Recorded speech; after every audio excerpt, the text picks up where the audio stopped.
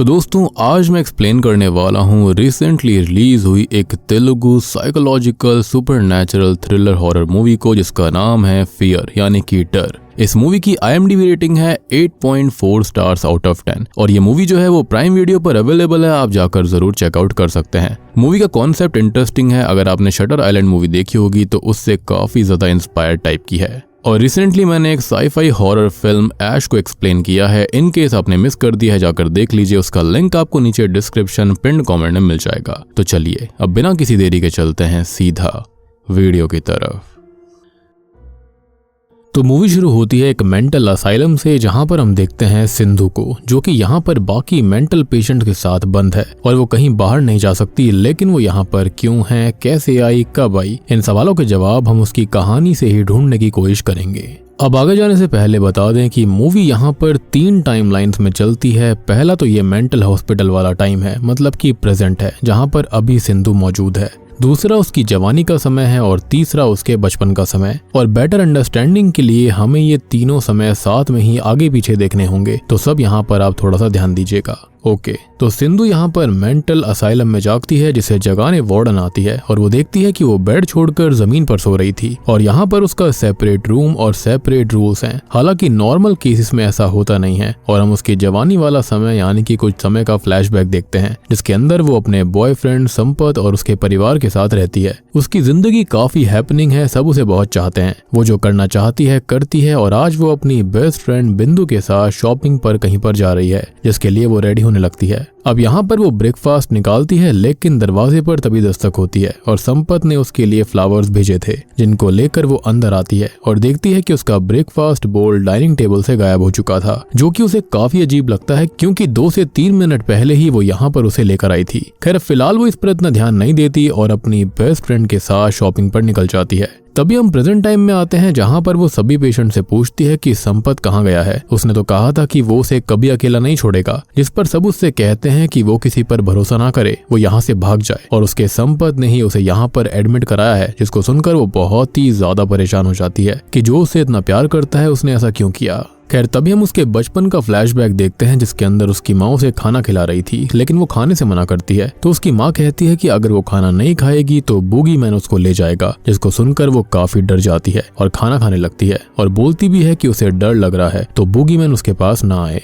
खैर अब तभी उससे मिलने के लिए ट्विन सिस्टर्स बिंदु और भानु आती हैं, जो कि यहाँ पर नई नई शिफ्ट हुई थी और वो उससे दोस्ती का हाथ बढ़ाती हैं, जिस पर वो कहती है कि उसके भी कोई दोस्त नहीं है तो वो उनकी दोस्त बन जाएगी। और अपनी बहन से भी वो उनको इंट्रोड्यूस करवा देती है, एज सिंधु की भी एक ट्विन सिस्टर है। खैर इसी बीच हम उसकी जवानी के समय को देखते हैं, जब वो शॉपिंग पर गई थी तो उसको महसूस होता है कि कोई उसका पीछा कर रहा है, उसको स्टॉक कर रहा है। और तभी वो एक हुडेड पर्सन को उसका पीछा करते हुए नोटिस करती है, जिससे कि वो काफी परेशान हो गई थी।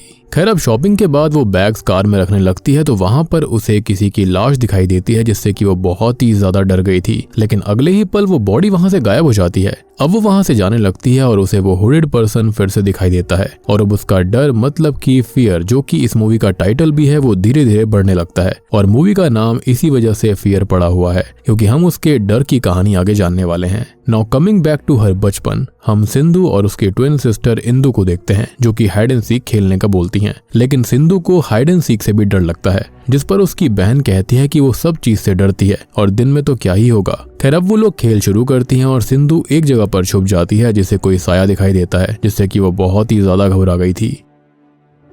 खैर अब ये लोग रात में टीवी देख रही होती हैं, जहां पर सिंधु को डर लग रहा था, लेकिन इंदु को टीवी देखना था और उस पर हॉरर मूवी ही देखनी थी, जिससे कि सिंधु को और ज्यादा डर लगने लगता है। खैर थोड़ी देर के बाद में वो लोग सो जाती हैं, लेकिन आधी रात में सिंधु जो होती है वो अपनी बहन इंदु का गला दबाने लगती है, जिसके चलते वो चिल्लाने लगी थी। तभी उनके माता पिता वहां पर आते हैं, जहां पर उसके पिता सिंधु को डांट देते हैं कि वो रात में टीवी क्यों देख रही थी और इंदु उसके कान में कहती है कि वो उसके बारे में ना बताए। खैर अब उसके पिता सिंधु को सुलाने लगते हैं और वो बूगीमैन के बारे में बोलती है, तो वो अपनी बीवी पर गुस्सा करते हैं कि ये सब बातें वो सिंधु को ना बोला करें और उसको समझाते हैं कि बूगीमैन जैसी कोई चीज नहीं होती। खैर अब उसका जवानी का टाइम आता है, जहाँ पर शॉपिंग के बाद वो घर आती है, जिसे कोई आहट महसूस होती है और वो खिड़की के पीछे उसी हुडेड पर्सन को देखती है, लेकिन खिड़की के कर्टेन हटाने पर वहाँ पर कोई भी नहीं होता।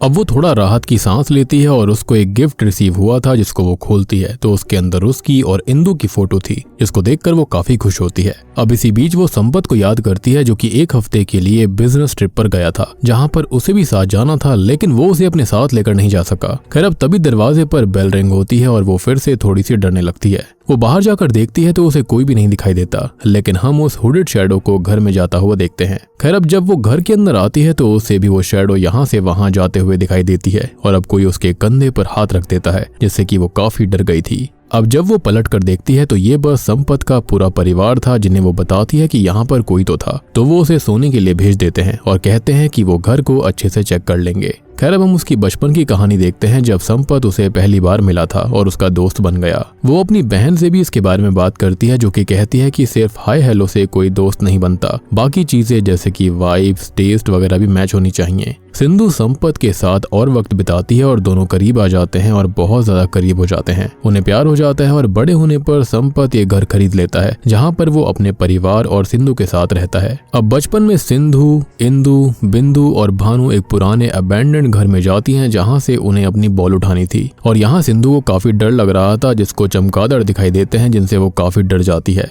धीरे धीरे वो और इंदु बड़े होने लगती हैं और एक दिन वो इंदु को भानु से बात करता सुनती है कि सिंधु बहुत डरती है, अजीब बर्ताव करती है, जिससे सबको तकलीफ रहती है और कभी कभी तो वो पागलों जैसी हो जाती है, जिसको सुनकर उसे काफी दुख होता है। और तभी बिंदु उसको संभालती है और समझाती है, उसे लाइट अप करती है कि ये सब नॉर्मल बात है। खैर अब उसके जवानी वाले सीन आते हैं, जहां पर वो अपने रूम में सो रही थी और वहां पर वो हुडेड पर्सन आता है और उसको स्टैब करने ही वाला था कि तभी अचानक से वो जाग उठती है और प्रेजेंट में वो उस मेंटल असाइलम में भी जागती है, जो कि बहुत ज्यादा डरी हुई थी और वो काफी रोने लगती है। ऐसा लग रहा था कि जैसे कि असाइलम के अंदर वो अपने बचपन को और जवानी को याद कर रही थी। खैर अब फ्लैशबैक के अंदर हम उसे अकेला बैठा देखते हैं, जहाँ पर वो काफी परेशान थी कि तभी बिंदु वहाँ पर आती है और उससे पूछती है कि उसे हुआ क्या है। वो काफी परेशान सी दिखाई दे रही है, इस पर वो कहती है कि ऐसा कुछ नहीं है। और अब मूड ठीक करने के लिए वो दोनों शॉपिंग पर जाती है, जहाँ पर उसको वही हुडेड पर्सन दिखाई देता है, जिससे कि वो काफी डर गई थी। वो काफी डिस्टर्ब सी हो जाती है और जब वो उसके करीब आता है तो वो डर कर उसे किसी चीज से मारकर बेहोश कर देती है और तब जाकर बिंदु उसे वहां से लेकर जाती है। खैर अब हम उसके फ्लैशबैक में आ जाते हैं, जहाँ पर वो टीनेज में आ गई थी, लेकिन उसका डर अभी भी खत्म नहीं हुआ है। उसका डर उतना का उतना ही है और उसके डर की वजह से दूसरे बच्चों को काफी तकलीफ होती है, जिससे कि उसे स्कूल से भी निकाल दिया गया था। अब वो घर पर पढ़ाई करके एग्जाम्स देने स्कूल तो जा सकती थी, लेकिन पढ़ने के लिए स्कूल नहीं जा सकती। उसके पिता प्रिंसिपल से काफी रिक्वेस्ट करते हैं, लेकिन वो काफी टाइम से उसको माफ करते आ रहे थे, तो अब वो उसको और ज्यादा माफ नहीं कर सकते।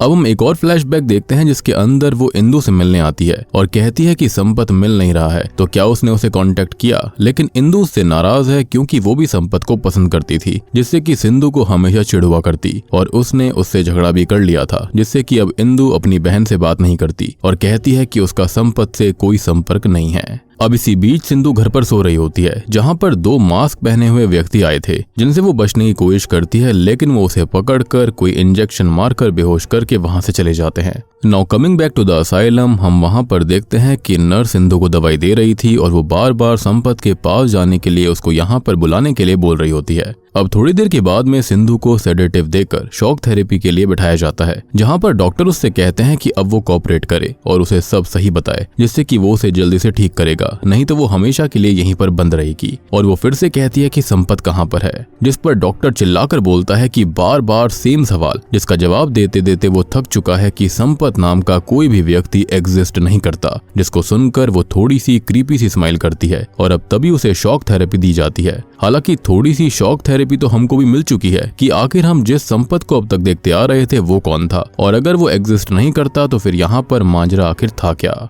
खैर अब फिर से हम सिंधु की जवानी वाले सीन्स देखते हैं, जहां पर वो संपत की मिसिंग होने की रिपोर्ट लिखवाने के लिए पुलिस स्टेशन गई हुई थी, लेकिन पुलिस ऑफिसर उल्टा उससे बदतमीजी करके उसको ही लॉकअप के अंदर बंद कर देते हैं। अब थोड़ी देर के बाद में संपत के माता पिता उसे छुड़ा लेते हैं और घर पर लेकर आते हैं। अब घर आकर वो संपत को कॉल करती है, जिसका कॉल नहीं लग रहा था, और हम एक और फ्लैशबैक देखते हैं, जिसके अंदर उसे संपत के ऊपर शक था और वो उससे ये कहता है कि वो उसके ऊपर शक करना बंद कर दे, नहीं तो वो गायब हो जाएगा, जिससे वो काफी दुखी होती है और फिर वो उससे माफी मांगता है। अब इसी बीच हम बचपन का फ्लैशबैक देखते हैं, जहाँ पर इंदु अपनी बहन पर गुस्सा कर रही थी कि उसके डर की वजह से वो भी परेशान होने लगी है और माता पिता सिंधु का स्कूल और ट्यूशन बंद करवा चुके थे, लेकिन वो परेशान होती है कि वो ट्यूशन नहीं जाएगी तो संपत इंदु के करीब आ जाएगा। खैर अब सिंधु जिद करके ट्यूशन जाती है, जहाँ पर उसकी सोच जो थी वो सच साबित हो गई थी। अब संपत इंदु के करीब आ चुका था और उसका भी फ्रेंड बन चुका था, जो चीज उसे जरा भी पसंद नहीं आती और वो इंदु से नफरत करने लगती है। खैर अब हम उसके जवानी वाले सीन को देखते हैं, जहाँ पर वो टेंशन को रिलीज करने के लिए नहाने जाती है, लेकिन यहाँ भी उसे कोई हॉन्ट करता है, जिससे वो और ज्यादा डर गई थी। वो नहाकर बाहर आती है और संपत को कॉल करने की कोशिश करती है, लेकिन उसका फोन स्विच्ड ऑफ था। खैर अब तक वो बहुत ज्यादा परेशान हो जाती है और एक तांत्रिक की मदद लेती है, जहाँ पर उसे एक व्यक्ति मिलता है जो कि ये कहता है कि इससे कुछ नहीं होगा और जो है वो उसके दिमाग में है, उसे उससे लड़ना होगा। अगले सीन में उससे मिलने उसके माता पिता आते हैं, जिससे वो काफी खुश थी। वो उनसे कहती है कि वो यहीं पर रुक जाएं, लेकिन वो नहीं रुकते और वो उनसे इंदु के बारे में पूछती है कि वो क्यों नहीं आई, जिस पर उसकी माँ थोड़ी सी दुखी होकर कहती है कि वो भी जल्दी आ जाएगी। अब वो लोग यहाँ से जाने लगते हैं और वो आए तो थे उस घर के अंदर, लेकिन हम देखते हैं कि वो जा रहे होते हैं मेंटल असाइलम से रोते हुए।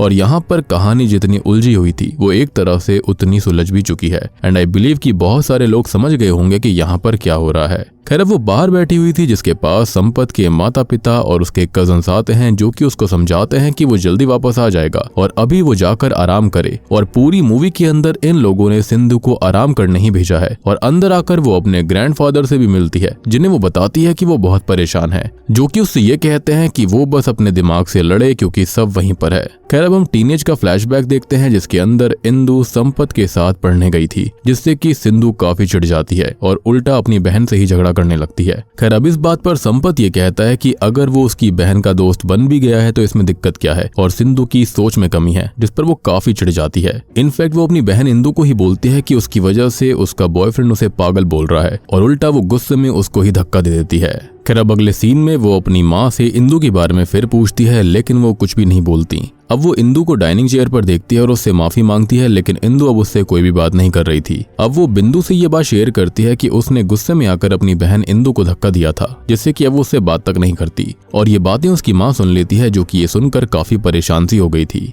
खैर अब वो फिर से अपने जवानी वाले सीन का फ्लैशबैक में आती है, जहाँ पर वो अपने रूम में थी कि तभी कुछ मास्क पहने हुए लोग आकर उसको पकड़ लेते हैं और हम प्रेजेंट टाइम में नर्सेस को उसे होल्ड करता हुआ देखते हैं, जो कि डॉक्टर को बुलाती है कि वो भाग रही है और डॉक्टर उसके माता पिता को इन्फॉर्म करने का बोलते हैं। खैर अब सिंधु को शॉक थेरेपी देने के लिए बैठाकर सेशन शुरू करा जाता है और पहले ही बोल दिया जाता है कि या तो वो बात करेगी, चीजें बताएगी, या फिर उसे बेहोश कर दिया जाएगा। तो फाइनली वो सब कुछ बताने के लिए एग्री हो जाती है। अब वो डॉक्टर से फिर से वही सब बात बोलती है कि उसे संपत चाहिए, जिस पर वो फिर कहता है कि संपत है ही नहीं, और अब वो उसे सारा सच बताती है। और दोस्तों अब यहाँ पर खुलते हैं इस कहानी के असली पत्ते।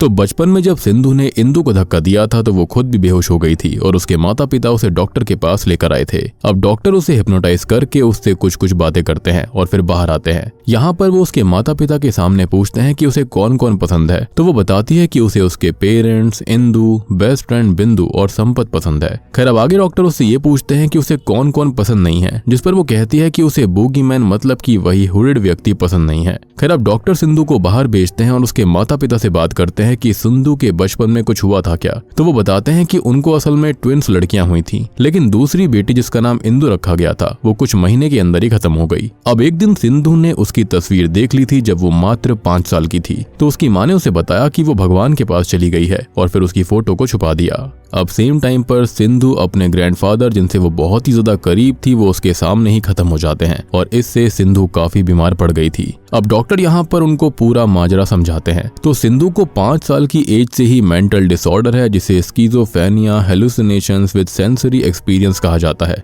मतलब कि यहाँ पर वो जिन चीजों को देखती है उसको ही अपनी लाइफ के अंदर इमेजिन करने लगती है। यहाँ पर उसके सेंसेस बहुत ही अजीब से हो चुके थे, जैसे कि हियरिंग और देखना, और वो इस तरह से ही रिएक्ट करती थी। अब देखो वो बचपन से बूगीमैन से डरती आ रही थी, जिसकी वजह से उसका ये फियर और ज्यादा डर गया। उसका डिसऑर्डर भी इंक्रीज हो गया था, जिसके अंदर उसने सबसे पहले इंदु को बनाया। उसकी दोस्तों के बॉयफ्रेंड थे तो संपत को उसने क्रिएट कर लिया और ऐसे ऐसे करके वो लोगों को क्रिएट करती चली गई और उसके दिमाग के अंदर एक कहानी बनती चली गई थी। यानी कि कभी भी यहाँ पर संपत और उसका परिवार था ही नहीं। अब देखो यहाँ पर हम 3 टाइमलाइन को अब तक देखते आ रहे थे, जहाँ पर हमने ये भी नोटिस किया था कि लोग आते तो यहाँ पर घर के अंदर थे लेकिन जाते थे असाइलम के बाहर। कई सारे लोग ऐसे भी थे जो कि उसको पकड़ कर रखते थे और साथ ही साथ हम ये भी देखते थे कि जो लोग उसको पकड़ रहे हैं वो असाइलम के अंदर भी सेम चीज कर रहे होते थे, उसको इंजेक्शन लगा रहे होते थे। तो असल में यहाँ पर 3 टाइमलाइन कभी थी ही नहीं, हमेशा से एक ही टाइमलाइन थी जो की थी असाइलम की, और बाकी सारी चीजें यहाँ पर सिंधु की इमेजिनेशन थी।